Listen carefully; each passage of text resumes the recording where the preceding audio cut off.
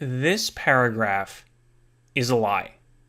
This is an op-ed in the Ithaca Times by Paul Prager, billionaire and CEO of Terawulf Inc., and I commented publicly with my real name on this article, so figured I would make a YouTube video about it too, just to go on the record that in this article he is accusing the Lansing Town Board, specifically Ruth Groff and Joe Wetmore, of running a private invitation-only Google group forum to discuss town business and essentially violate the open meetings law that says these things must be open to the public, which may sound suspicious at first until somebody points out, as many people did in the comments on this article, that any Lansing resident can join this list. It is not a private invitation-only list.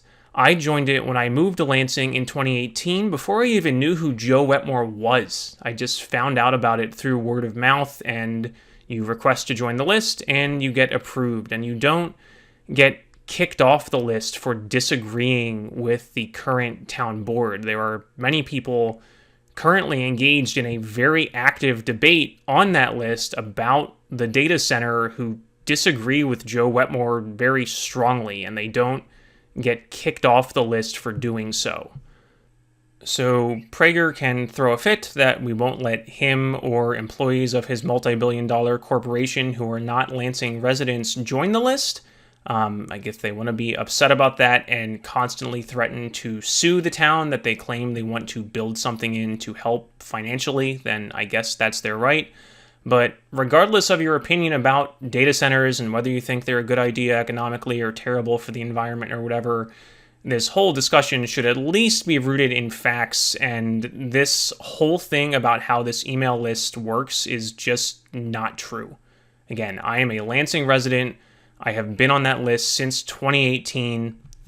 Occasionally things flare up and get a little heated, but for months at a time, it is crickets on that list unless somebody needs a good recommendation for a plumber or an electrician or something. It is not used for secret town meetings or conspiring amongst the board. The board members do sometimes answer questions from constituents on that list, and it is all in writing, again, so people on the list can go back and look it up later. But again, it is not board members communicating with each other or just their supporters. Again, there are people who very vehemently disagree with the current board on that list, and it is used for open debate. And again, anybody in Lansing can join it.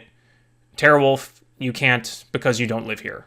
Sorry. So if you would like to continue throwing a fit about it and threatening to sue the town, that is probably not a great way to get people on your side if you would like to build a data center here, and I don't really feel sorry for you.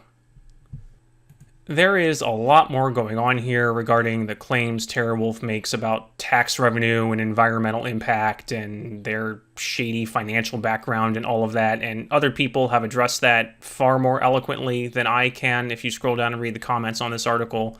But again, I just wanted to debunk the one specific issue I can talk about here as a resident who's been on this email list and can tell you that this guy is lying.